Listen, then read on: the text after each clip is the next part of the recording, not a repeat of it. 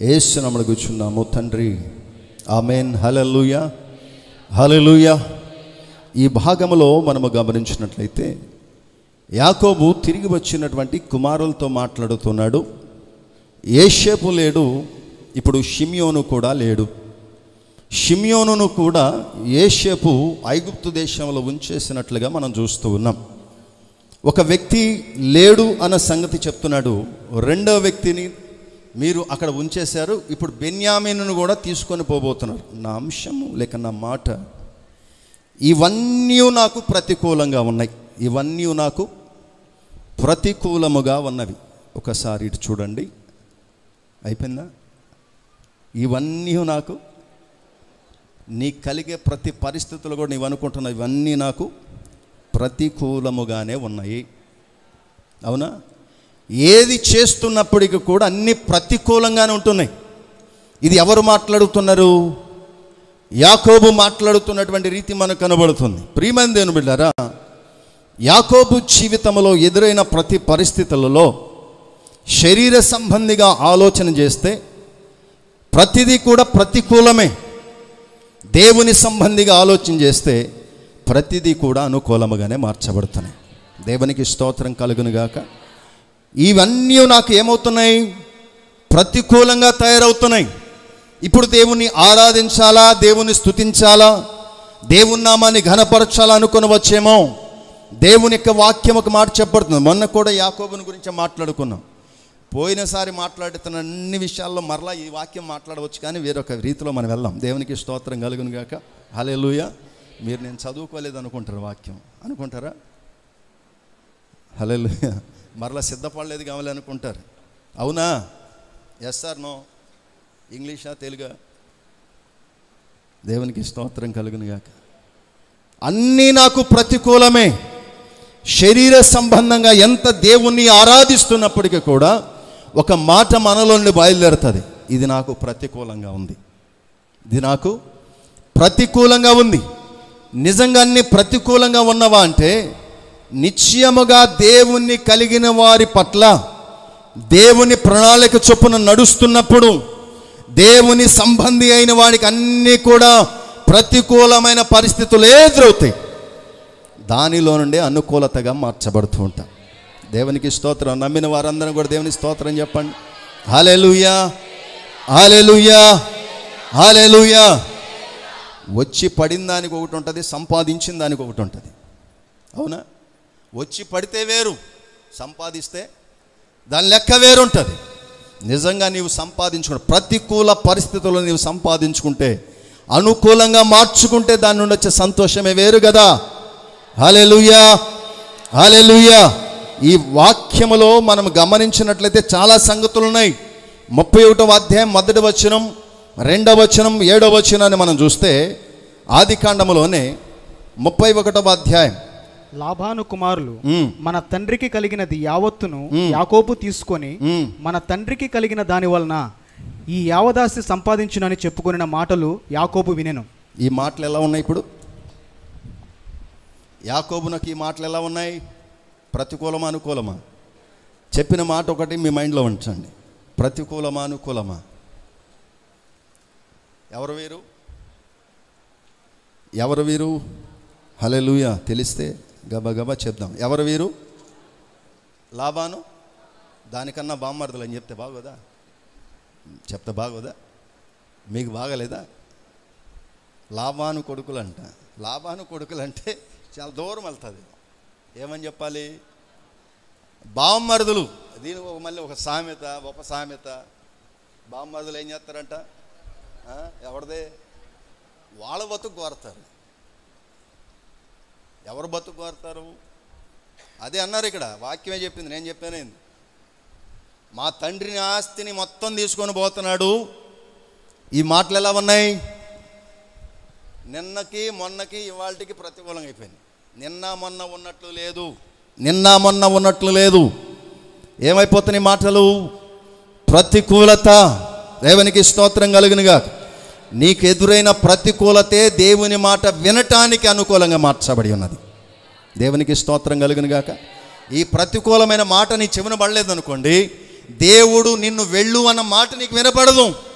నీవు అనుకుంటావు ఇది నాకు ప్రతికూలం, వాళ్ళు మాట్లాడుకుంటున్న మాట ప్రతికూలంగా ఉంది, ఈ మాట్లాడుకున్న మాట నాకు నచ్చట్లేదు, ఇది మాట్లాడుకున్న మాట నాకు బాధ కలిగిస్తుంది అనుకుని వచ్చాము. అది ప్రతికూలమైన మాటే నీకు అనుకూలంగా దేవుడు మారుస్తూ ఉన్నాడు. దేవునికి స్తోత్రం కలుగునుగాక.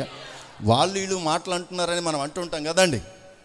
వాళ్ళు బయట వాళ్ళు, ఇంకా ఇక్కడ లోనోడే మాట్లాడుతున్న ప్రతికూలమైనటువంటి ప్రతి పరిస్థితిని దేవుడు నీకు అనుకూలమైన పరిస్థితిగా మార్చబోతున్నాడు. దేవునికి స్తోత్రం కలుగునుగాక.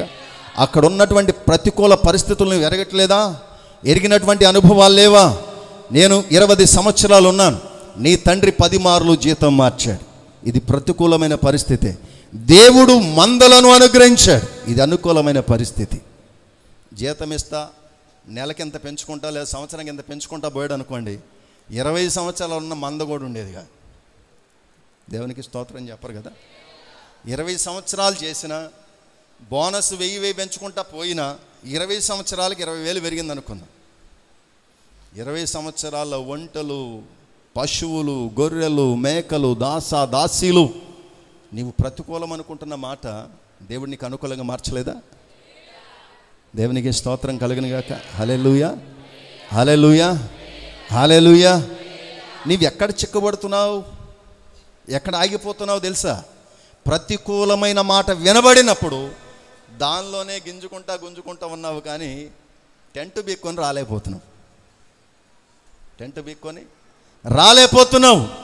ప్రతికూలమైన మాట వినబడినప్పుడు దేవుని అనుకూలమైన మాట వినబడుతూ ఉంటుంది. దేవునికి స్తోత్రం కలుగునుగా. మనుషుడు మాట్లాడేవి, మనుషుడు చేసేవన్నీ కూడా ప్రతికూలమైనవే. దాన్ని గురించి ఇంగ్లీష్లో ఏముంటుంది? ప్రతికూలమైన మాటకి ఏముంటుంది? నెగిటివ్ థింగ్స్, నెగిటివ్ ఆలోచనలే, నెగిటివ్ మాటలే. కానీ దేవుడు ఎప్పుడు కూడా పాజిటివే. దేవునికి స్తోత్రం కలుగునుగా. హల్లెలూయా, హల్లెలూయా.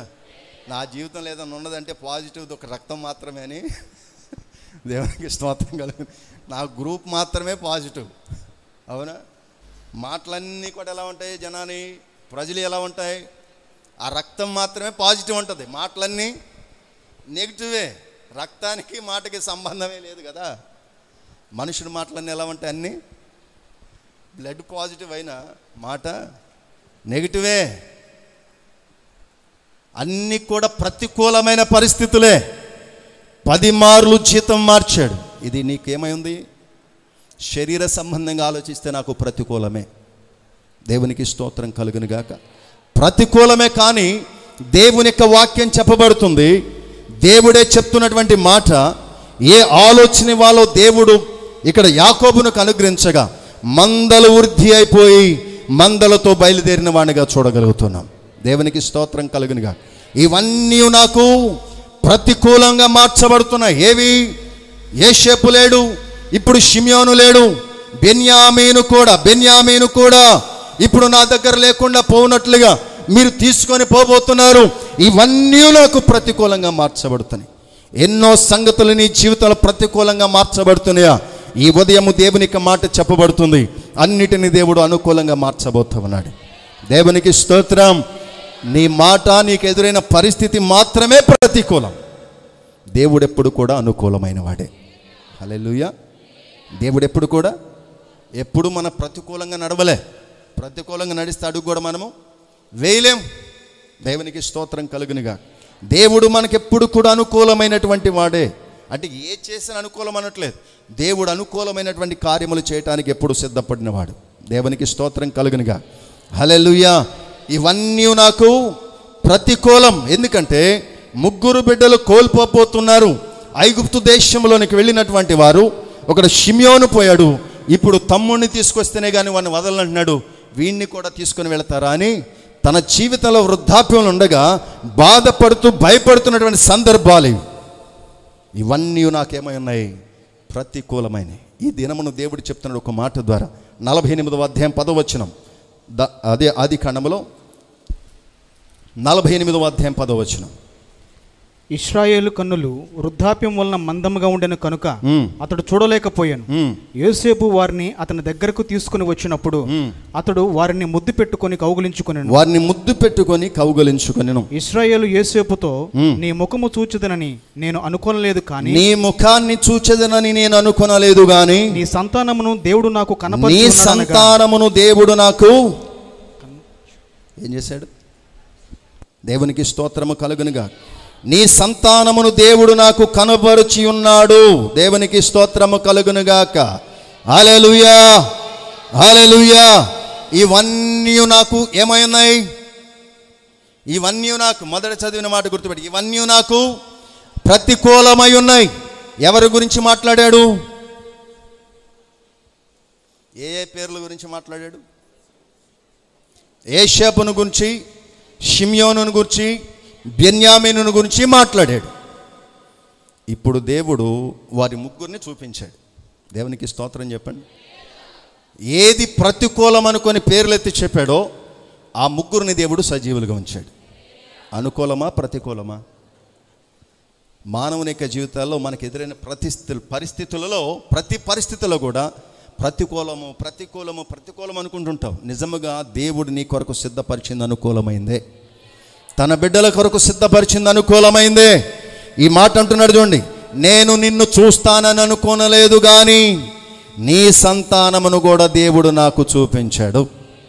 దేవునికి స్తోత్రం కలుగునుగాక. హల్లెలూయా. ప్రతికూలమని ఎందుకన్నాడు? ఇవన్నీ నాకు ప్రతికూలమని ఎందుకన్నాడంటే, యోసేపు చచ్చిపోయాడు, షిమ్యోను అక్కడున్నాడు, అతను ఏం చేస్తాడో తెలియదు. ఇప్పుడు బెన్యామీనును తీసుకుని వెళ్తారు, బెన్యామీనును కూడా ఏం చేస్తారో తెలీదు. 12 మందిలో 3 ఏమైపోతారు? వెళ్ళిపోతారు. నిజమేనా? 12 మందికి ఇంకొక 2 యాడ్ అయ్యారు, 14 మంది అయ్యారు. దేవునికి స్తోత్రం కలుగునుగాక. హల్లెలూయా, హల్లెలూయా. దేవుడు అనుగ్రహించింది ప్రతికూలమా, అనుకూలమా? ప్రతికూలమ దగ్గర ఆగిపోయి నేను రాను అనుకుంటే, మందమైన నీ కన్నులకు మందైన నీ సంతానమును దేవుడు చూపించబోతూ ఉన్నాడు. దేవునికి స్తోత్రం కలుగునుగాక. హల్లెలూయా, హల్లెలూయా. కన్నులు ఏమైపోయినాయి? కన్నులు మందమైపోయినాయి. మందలను చూచిన అనుభవాలే కన్నులు మందమవ్వగా మంద అయిపోయినటువంటి సంతానమును దేవుడు యాకోబునకు చూపించబోతూ ఉన్నాడు. హల్లెలూయా. నీకు అనుకూలం అనుకొని నీవు సంతోషించడానికి కాదు, దేవుని బిడ్డలైన వానికి ఎదురైన ప్రతి పరిస్థితి కూడా ప్రతికూలమైనప్పుడే పరిపూర్ణంగా సంతోషాన్ని అనుభవించడానికి అనుకూలమైన వాటిని దేవుడు సిద్ధపరచగలిగిన వాడు. సంతోషిస్తున్నామా? హల్లెలూయా. వాక్యం అర్థమవుతుందండి. వెనకున్న వారు కూడా దేవుని స్తోత్రం చెప్పండి. అమ్మా చేతులు ఎత్తారా? కనబట్ల కొంచెం దయాకర్ గారి దగ్గరికి వెళ్ళాలి, వాళ్ళ వాళ్ళ అల్లుడి దగ్గరికి. దేవునికి స్తోత్రం చెప్పండి. హల్లెలూయా. వెనకున్న వారు చెప్పండి. ప్రతికూలంగా ఉందా? అవును. ఇప్పుడు వరకు నా సమస్య ప్రతికూలమే. ఎప్పటి నుంచి దేవుడు నాకు అనుకూలంగా మార్చబోతున్నాడు. దేవుని దగ్గరకు వచ్చిన తర్వాత మన జీవితాల్లో ప్రతికూలమైన పరిస్థితులు వస్తాయి. వచ్చినప్పుడే విశ్వాసి బయటకు వస్తాడు. ఒక మాట చెప్పాను అక్కడ, వీడిని ఇక్కడ ఉన్నోళ్ళు మొత్తాన్ని, ఇగో వరుసలు ఎంతమంది అవుతున్నారో అందరు నేను కొట్టగలను, అందరు నేను ఏం చేస్తాను? ఇటు చూడండిరా, ఎవరిని పిలుస్తాడో అనుకుంటున్నారు వాళ్ళు. కొడతాను అన్నాను కదా, అందరినీ నేను కొట్టగలను.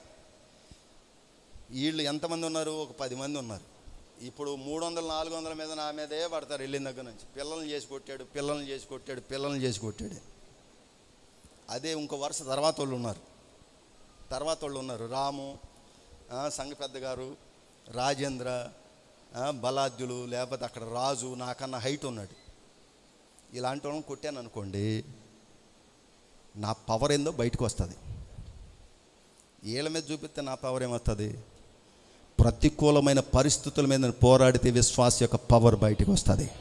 దేవునికి స్తోత్రం కలుగునుగాక. హల్లెలూయా, హల్లెలూయా. ఎదురైన ప్రతి పరిస్థితులలో దేవుడు నీకు సిద్ధపరిచిన అనుకూలత ఏదో నువ్వు కనిపెట్టాలి. దేవునికి స్తోత్రం కలుగునుగాక. హల్లెలూయా. ఇవన్నీ నాకు ప్రతికూలమవుతున్నాయి.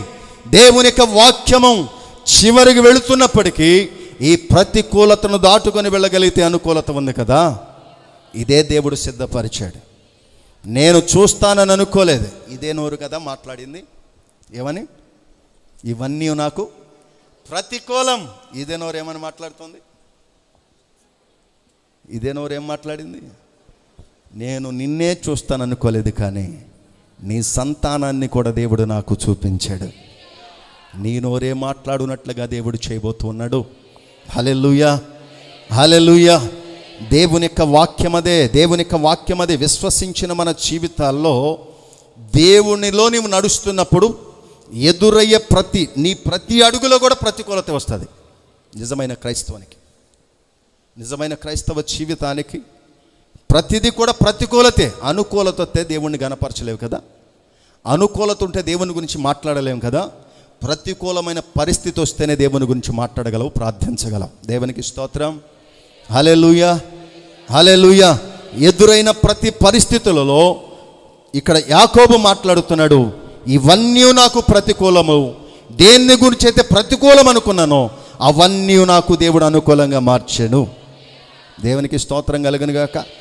నేను దేని గురించి అయితే ప్రతికూలంగా మాట్లాడుతూ దేవుని సన్నిధికి దినాన వచ్చానో, ఇవి నాకు ప్రతికూలమైన పరిస్థితులు అనుకున్నావో అదే పరిస్థితులను దేవుడు అనుకూలంగా మార్చబోతూ ఉన్నాడు. హల్లెలూయా. విజిల్ లేట్ అనుకో, చప్పట్లు కొట్టడానికి కాదు. మనకున్న ఆధారం వాక్యమే. దేవునికి స్తోత్రం కలుగును గాక. మనకున్న ఆధారం వాక్యమే. ప్రతికూలమైనటువంటి పరిస్థితులలోనే దేవుని యొక్క శక్తి బయటకు వస్తుంది. అదే చెప్పాను కదా, మన పౌలుని గురించి మాట్లాడా, అది ఇందులో చెప్పవచ్చు. ఎవరిని గురించి మాట్లాడినా, హబక్కుని గురించి మాట్లాడేది దేవుని ఇచ్చినటువంటి ఆ ఆత్మ నడిపింపుని బట్టి. ప్రతికూలమేన్ని, అనుకూలమేది దేవునిలో ఆనందించడం.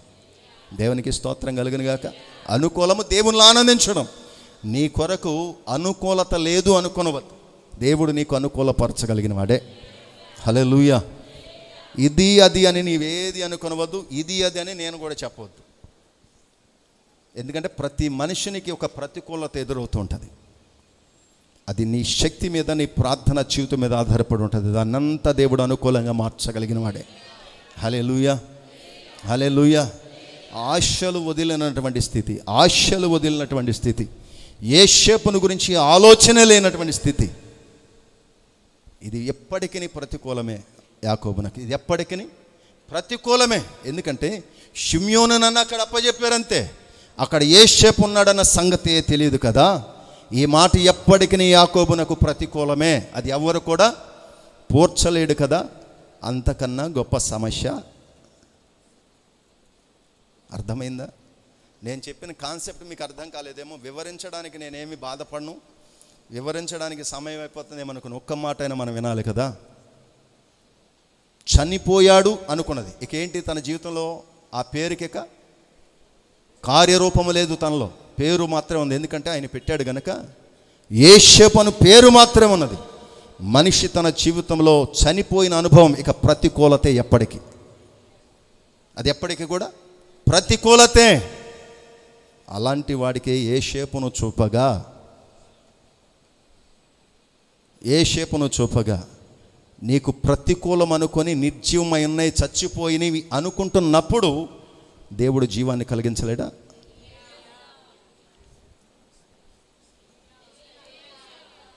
దేవునికి స్తోత్రం కలిగిన. ఇక అది లేడన్నాడు, యోసేపు లేడు. ఇప్పుడు షిమ్యోను కూడా అక్కడ ఉన్నాడు. ఇప్పుడు బెన్యామీను తీసుకెళ్తున్నారు. ఇద్దరు గురించే కాన్సెప్ట్ దానికి. యోసేపు లేడంటే ఒకడేమో మీరు అప్పుడే దుష్టమృగాలు చీల్చేసిన, ఇక తన జీవితంలో అది ఎప్పటికి ఒక బాధ, అది ఎప్పటికి ఎవరు కూడా తీర్చలేనటువంటిది, ప్రతికూలమైనటువంటిది. ఒకటే ఒక మాట చెప్పాలని తలస్తున్నా. నీ జీవితంలో మృతమైనటువంటి ఒక ప్రతికూలత నీ ఎదుట ఉన్న దాన్ని కూడా అనుకూలతలోనికి దేవుడు తెచ్చాడు. దాన్ని కూడా దేవుడు అనుకూలతలోనికి తెచ్చాడు. దేవునికి స్తోత్రం చెప్పండి గట్టిగా. హల్లెలూయా, హల్లెలూయా. ప్రతికూలతలు ఇవన్నీ కూడా దేవుడు ఏం చేయబోతున్నాడు? దేవునికి స్తోత్రం కలుగునుగా. హల్లెలూయా. అందుకే అది రాపై నేర్చుకున్నా. ప్రతి చరణము వెంట పల్లవి ఉన్నట్లే ప్రతి క్షణమున నీవు పలుకరించావు. ప్రతి చరణము వెంట పల్లవి ఉన్నట్లే ప్రతి క్షణమున నీవు పలుకరించావు. ప్రతికూలమైన పరిస్థితులన్నీ కనుమరుగైపోయేనే. ప్రతికూలమైన పరిస్థితులన్నీ కనుమరుగైపోయేనే.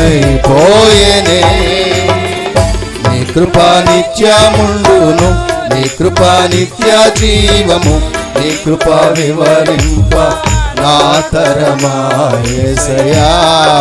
హల్లెలూయా. చరణం అంటే పల్లవి. అదే ఇప్పుడు చరణం పాడాం, తర్వాత నీ కృప నిత్యం, అది దేవుడే. మనం చరణాలు ఎంతమంది ఉన్నా మనం చరణాలమే. పల్లవి ఒకటే కదా, ఆ పల్లవి దేవుడే. ఒక్కో చరణానికి ఒక పల్లవి పెట్టంగా, ఒక్కో చరణానికి ఒక పల్లవి పెట్టాం. చరణాలన్నీ మనం సమూహం అయితే పల్లవి దేవుడే. దేవునికి స్తోత్రం కలుగునుగాక. హల్లెలూయా. భక్తులు ఆత్మీయంగా రాస్తున్నప్పుడు ఈ పాట ఎప్పుడో కదా పాట పాడాలని కొంచెం ఏమవుతుందో అనే ఆలోచన. ప్రతికూలమైన పరిస్థితులన్నీ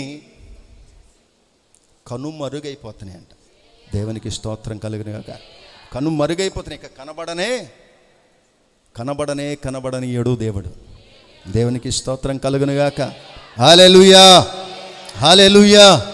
నీకు కనబడిన ప్రతికూలమైన పరిస్థితులన్నీ, నీకు వినబడిన ప్రతికూలమైన పరిస్థితులన్నీ దేవుడు ఏం చేయబోతున్నాడు? కనుమరుగు చేయబోతూ ఉన్నాడు. హల్లెలూయా. హల్లెలూయా. నేను చూస్తాననుకోలేదు, ఇవన్నీ నాకు ప్రతికూలమైన పరిస్థితులే. దేవుడు నీ ఎదుటికి వాటన్నిటిని రప్పించగా. దేవునికి స్తోత్రం కలుగునుగాక. ప్రతికూలం అనుకున్న ప్రతి పరిస్థితిని ఒక్కొక్క దాన్ని నీ ఎదుటికి రప్పిస్తున్నప్పుడు నీకు ఇవ్వబడిన సంతోషం ఎవరు ఆపగలరు? దేవునికి స్తోత్రం కలుగునుగాక. ఎవరు ఆపగలరు? ఎవరు దాన్ని తట్టుకొనగలరు? నీకు వచ్చిన సంతోషాన్ని ఆపడానికి ఎవరి వల్ల కాదు కదా. అదే దేవుడు చెప్తాను, ప్రతికూలం అనుకొని నీవు నిరుత్సాహములు ఉండవద్దు. దేవుడు దానికన్నా గొప్పగానే అనుకూలమైన పరిస్థితులు కలగజేయబోతూ ఉన్నాడు. హల్లెలూయా. నిరుత్సాహంలో మనం ఉండటానికో, నిర్జీవమైన పరిస్థితులు ఉండటానికో కాదు కదా. చాలా సంగతులు ఉన్నాయి మరి చెప్పడానికి. టూకీగా చెప్పేద్దాం. దేవునికి స్తోత్రం కలిగిన ఇశ్రాయేలు ప్రజలైన వారు 430 సంవత్సరాలు బానిసలు. 430 సంవత్సరాలు బానిసలు. వారి జీవితాల్లో పరిపూర్ణంగా సంతోషం అనుభవించడానికి కానీ, సంతోషంగా ఆహారం తినటానికి కానీ లేనటువంటి జీవితాలు వారివి. ఎన్ని సంవత్సరాలు? 430 సంవత్సరాలు వారు జీవిస్తున్నారే కానీ పరిస్థితులన్నీ వారికి ఎలా ఉన్నాయి? ప్రతికూలమైనవే. అయితే దేవుడు కరుణ చూపి, దేవునికి స్తోత్రం కలిగిన దేవుడు కరుణ చూపి నిర్గమకాండము 3వ అధ్యాయం 8వ వచనంలో, నిర్గమకాండము 3వ అధ్యాయం 8వ వచనం, కాబట్టి ఐగుప్తుల చేతిలో నుండి వారిని విడిపించుటకును ఆ దేశంలో నుండి విశాలమైన మంచి దేశమునకు, అనగా కానానీయులకు, హిత్తీయులకు, అమోరీయులకు, పెరిజ్జీయులకు, హివ్వీయులకు, యెబూసీయులకు నివాస స్థానమై పాలు తేనెలు ప్రవహించు దేశమునకు వారిని నడిపించుటకును దిగివచ్చి ఉన్నాను. దేవునికి స్తోత్రము కలుగునుగా. ఇప్పుడు పరిస్థితులన్నీ ఎలా ఉన్నాయి? మొదట చెప్పాను, వారి పని కష్టమైంది, వారి తినటానికి కూడా వీలు లేనటువంటిది. ఈ ప్రతికూలమైన పరిస్థితుల్లోనికి దేవుడే దిగి వచ్చాను. దేవునికి స్తోత్రం. ఈ ప్రతికూలమైన పరిస్థితుల్లోనికి ఎవరు దిగి వచ్చారండి? దేవుడే. ఎక్కడికి తీసుకెళ్ళటానికి? పాలు తేనెలు ప్రవహించే దేశమునకు. దేవునికి స్తోత్రము కలుగునుగా. హల్లెలూయా. వారికున్న పరిస్థితులన్నీ ఎలాంటివి ఉన్నాయి? వారికి ఏది కూడా అనుకూలత లేదు, అంత ప్రతికూలమే.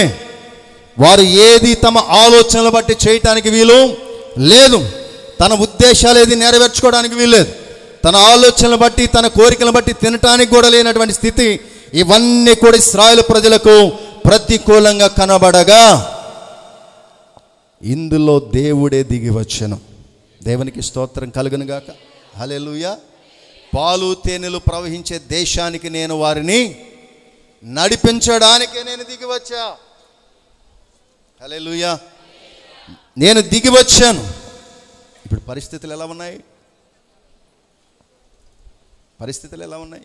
ఇప్పటివరకు వారి పరిస్థితులు ఎలా ఉన్నాయి? దేవుడు దిగి వచ్చే వరకు ప్రతికూలమే. మీలో మీరు ఎంతమంది జీవిస్తున్నా పరిస్థితులన్నీ ప్రతికూలమే. దేవుడు దిగి వస్తేనే అనుకూలం. దేవునికి స్తోత్రం కలుగునుగాక. హల్లెలూయా. వారు ప్రార్థించారు, వారు కన్నీరు కార్చారు, వారు మొర్రపెట్టారు. ప్రతికూలమైన పరిస్థితుల్లో నీవు చేయవలసింది ప్రార్థనే. దేవునికి స్తోత్రం కలుగునుగాక.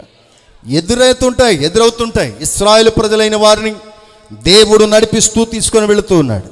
బయటికి తీసుకొని వచ్చాడు. వెళతానన్న ప్రాంతం ఎక్కడికి? పాలు తేనెలు ప్రవహించు దేశమైన కానానుకు. ఈ కానాను యాత్రలో మొదటి అనుభవాల్లో ఎర్ర సముద్రం ఎదురైంది. ప్రతికూలమా అనుకూలమా? దేవుడు నడిపించాడు కదండి. పాలు తేనెలు ప్రవహించే దేశం కదా. ఇక మాకేమై ఉండాలి? మార్గము సరళమై ఉండాలి.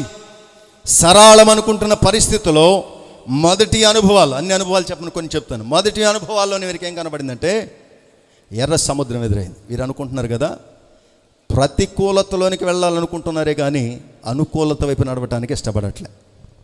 అర్థమవుతుందండి? మాకు ఐగుప్తు దేశంలో సమాధులు లేవని ఇక్కడికి తీసుకొచ్చారు. వారికి ఏం మనుషుని యొక్క జీవితాల్లో దేవుని యొక్క ఉద్దేశం ఏదో వారు ఎరగనటువంటి స్థితిలో మనం కూడా ఉంటున్నాం. అదే మాట అందు. ఆ దినాలలో కనాను దేశానికి దేవుడు తీసుకెళ్ళబోతున్నాడు. ఇప్పుడు పరలోకానికి మనల్ని చేర్చబోతున్నాడు. వారు యాత్రలో ఉన్నారు, మనం కూడా ఉన్నామా? మనం కూడా మరి యాత్రలో ఉంటే మంచి మంచి సీనరీస్ చూపించాలి కదండి అనుకోవచ్చాం. యాత్రలో సీనరీస్ మాత్రమే కాదు, ఆకలి దప్పులు కూడా ఉంటూ ఉంటాయి. పెడితే పెడతారు, లేకపోతే లేదు. అంతే కదా. పిక్నిక్ అనుకొని యాత్రలు ఎందుకు చేస్తారు? అందమైన స్పాట్ల దగ్గర ఫోటోలు దిగడానికి అనుకుంటారు. దానికన్నా ముందు కాలు జారిన ప్రమాదం జరుగుతుంటుంది. ఇలాంటివి జరుగుతూనే ఉంటాయి. కనాను యాత్రలోకి వెళ్తున్నారు. మనము కూడా పరలోకపు యాత్రలోనికి ఉన్నాం. నిత్య రాజ్యమునకు స్వతంత్రులగుటకై మనము కూడా యాత్రా జీవితంలో ఉన్నాం. ఎదురైన పరిస్థితులు ఎర్ర సముద్రం. వారి జీవితాల్లో ప్రతికూలత వైపే వారి మనసు ఉన్నది. కానీ పరిస్థితులు ఎప్పుడైతే ప్రతికూలంగా కనబడుతున్నావో వారు అంటున్నారు కదా, ఐగుప్తు దేశంలో మాకు సమాధులు లేవని ఇక్కడికి మమ్మల్ని తీసుకొచ్చావంటే మీరు ఊరకనే నిలుచుండి చూడండి. దేవునికి స్తోత్రం కలుగునుగా. హల్లెలూయా, హల్లెలూయా. మీరు ఊరకనే నిలుచుండి చూడండి. దేవుడు నేడు కలుగజే రక్షణను మీరు ఊరకనే నిలుచుండి చూడండి. చూస్తే ఏం కలుగుతుంది? ప్రతికూలతలో అనుకూలతను దేవుడు కలుగ చేయగలిగినవాడు. దేవునికి స్తోత్రం. హల్లెలూయా, హల్లెలూయా. ఎర్ర సముద్రపు అనుభవం కనపడగానే 430 సంవత్సరాలు శ్రమలోనికైనా మరలా వెళ్ళటానికి ఇష్టపడుతున్నాడు. కానీ అనుకూలతలోనికి దేవుడు నడిపించడానికి తీసుకొచ్చాడు కదా.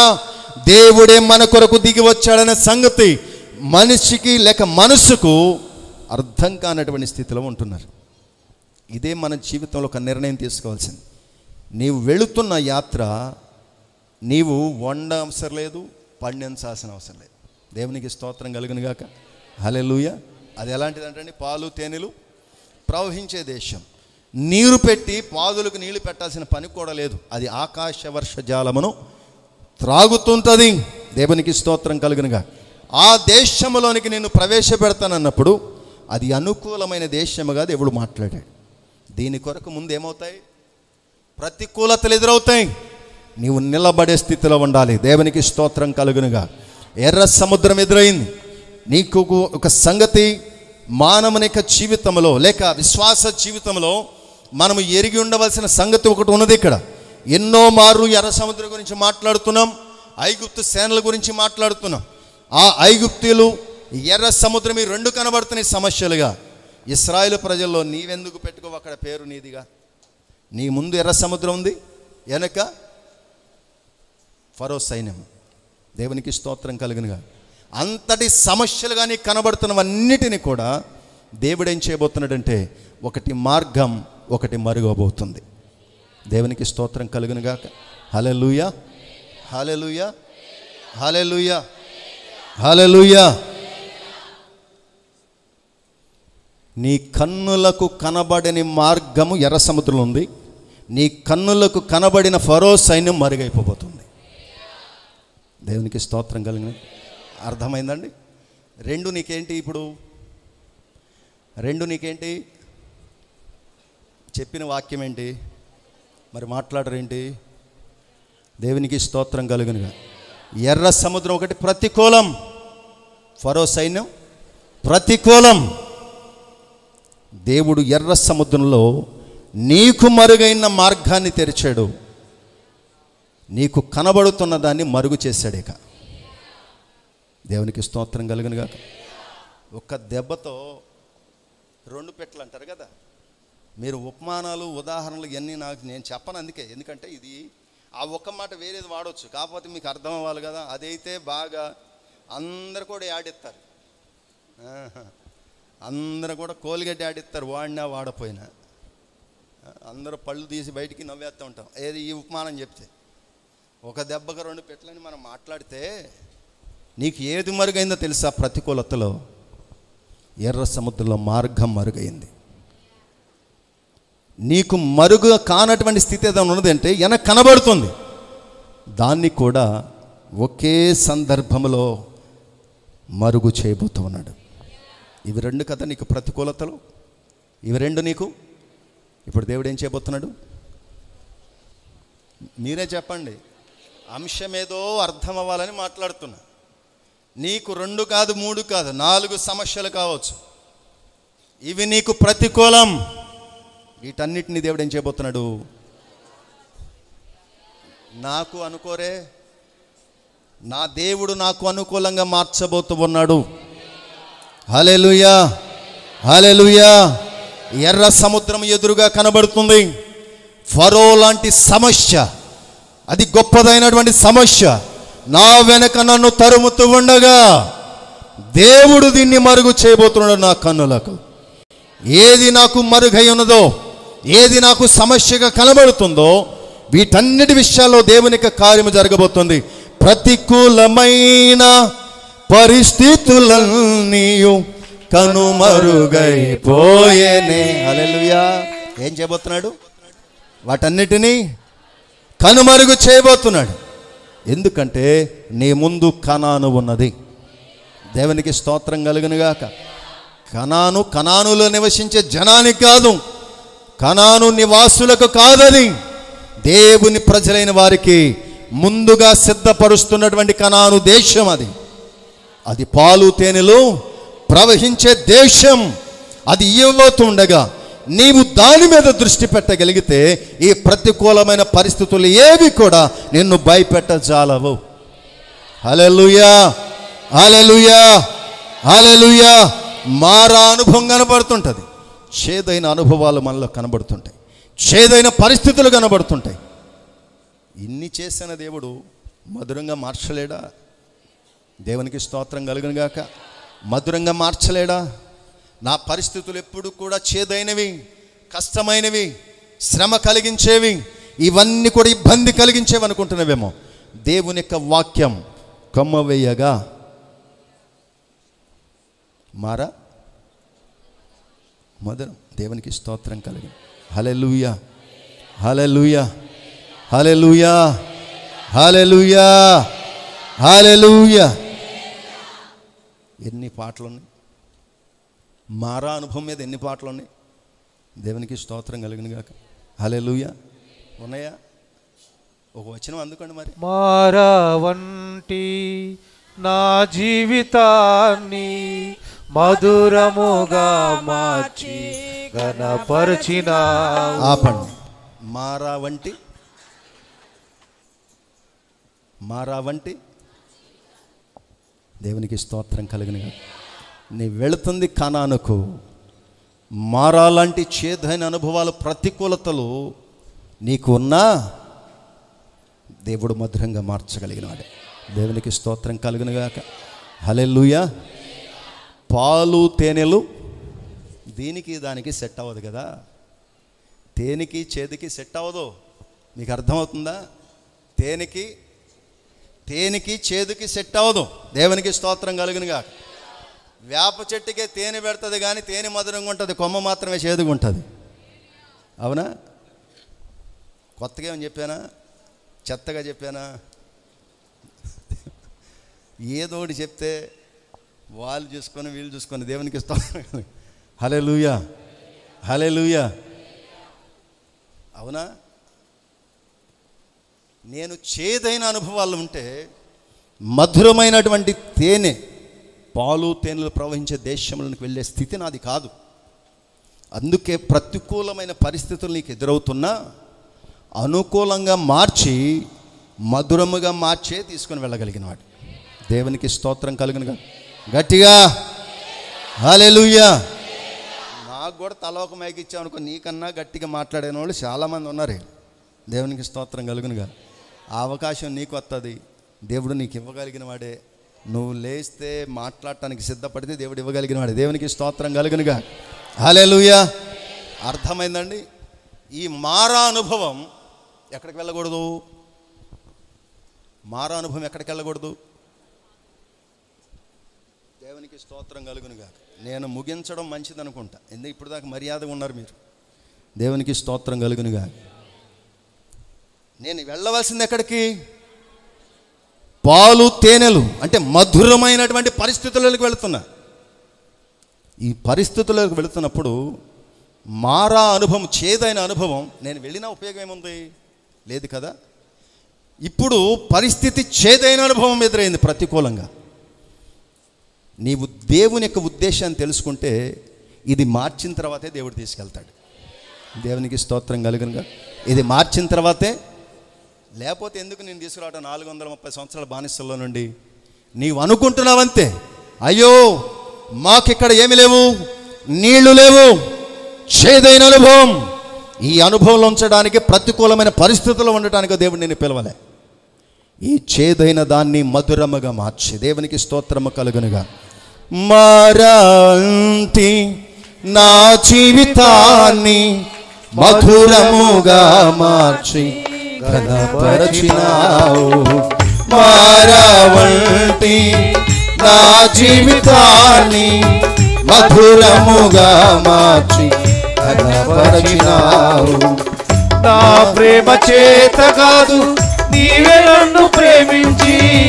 నా ప్రేమ చేత కాదు, నీవే నన్ను ప్రేమించి. రక్తాన్ని చిందించి నన్ను రక్షించావు. రక్తాన్ని చిందించి నన్ను రక్షించావు. యేసయ్యా యేసయ్యా నా యేసయ్యా, యేసయ్యా యేసయ్యా నా యేసయ్యా. నీతో గడిపే ప్రతి క్షణము ఆనంద బాష్పాలు ఆగవయ్యా. నీతో గడిపే ప్రతి క్షణము ఆనంద బాష్పాలు ఆగవయ్యా. హల్లెలూయా.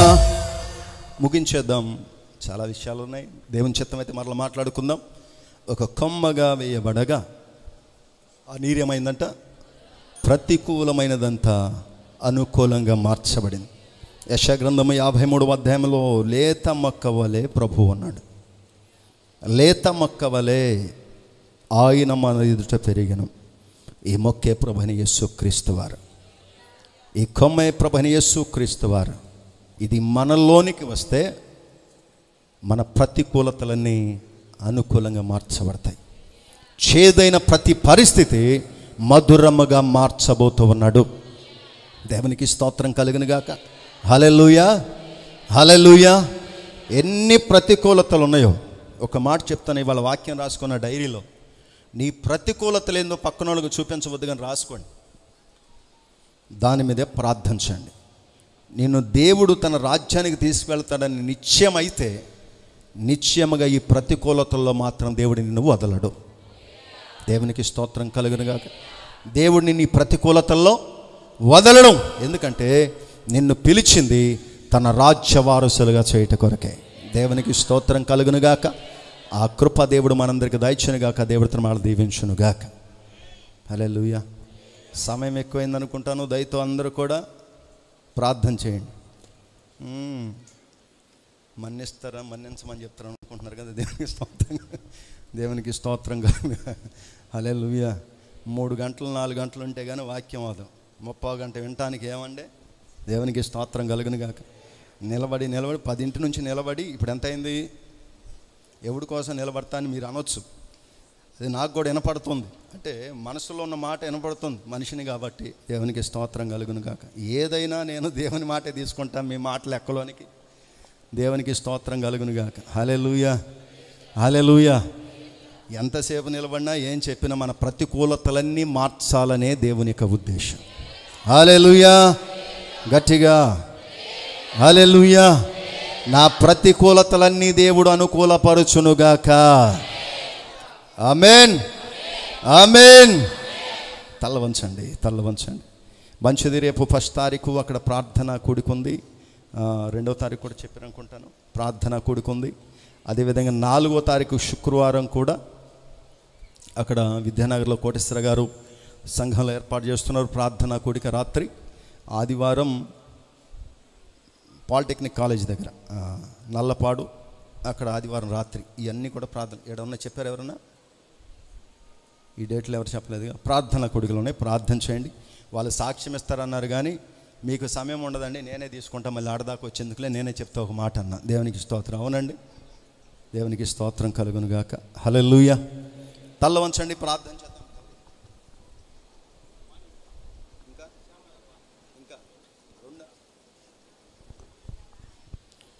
స్తోత్రం, స్తోత్రం, స్తోత్రం. పలహారాలుగా శ్యామల గారు వారు తీసుకుని వచ్చిన్నారు. అదేవిధంగా మావి కూడా పలహారం ఉంది. దయచేసి ప్రార్థన చేద్దాం. ప్రియులు వెంకట గారు దయచేసి ముందుకు రండి.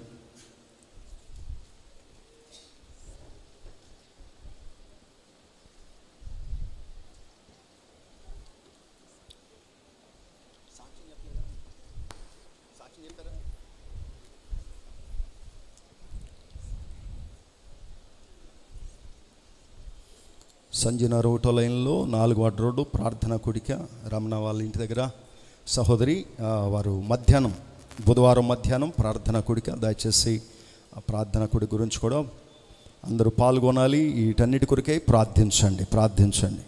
ప్రార్థన. స్తోత్రం నాయన, మహోన్నతుడా, పరిశుద్ధుడా, గొప్ప దేవ, నీ పరిశుద్ధ నామానికి వందనాలు స్తోత్రాలు చెల్లిస్తున్నాం తండ్రి. ఈ పరిశుద్ధ దినాన ప్రభువా నీ సన్నిధిలో మేమందరం చేరి సజీవులకు ఉంచబడి ఈ రీతిగా స్తుతించే కృపను మాకు ఇచ్చేందును బట్టి నీకు వందనాలు తండ్రి. పరిశుద్ధాత్మదేవ నైనా ప్రతి అననుకూల పరిస్థితి, ప్రతి ప్రతికూల పరిస్థితి మార్చివేయగలిగేటువంటి గొప్ప దేవుడు నీవు తండ్రి. నీ ఇంటర్ఫీరెన్స్ మాకు ఎంతగానో అవసరం, నీ జోక్యం మాకు ఎంతగానో అవసరం ప్రభా. నైనా ఆ రీతిగా ప్రభా ఆత్మీయంగా మేము సరైనటువంటి స్థితిలో ఉండి తండ్రి నీ సన్నిధిలో మేము ప్రార్థన చేస్తే ప్రభా ప్రతి ప్రతికూల పరిస్థితిని తండ్రి అనుకూలంగా మార్చేటువంటి గొప్ప దేవుడు. అలనాడు ప్రభా యాకోబు విషయంలో గొప్ప కార్యాన్ని చేసినటువంటి దేవుడు. ఇజ్రాయేలును తండ్రినైనా వారి కానాను యాత్రలో గొప్ప కార్యము చేసినటువంటి దేవుడు తండ్రి. అదే రీతిగా ప్రభా నేటి దినాల్లో తండ్రి అయా మా ఆత్మీయ యాత్రను కొనసాగిస్తుండగా ఈ విశ్వాస యాత్రలో ప్రభా స్థిరమైనటువంటి స్థితిలో మేము ఉండి ప్రభా దినదినము తండ్రినైనా మాకు ఎదురవుతున్న ప్రతి ప్రతికూల పరిస్థితిని తండ్రి అనుకూలంగా మార్చగలిగే దేవుడు నీవు కనుక తండ్రి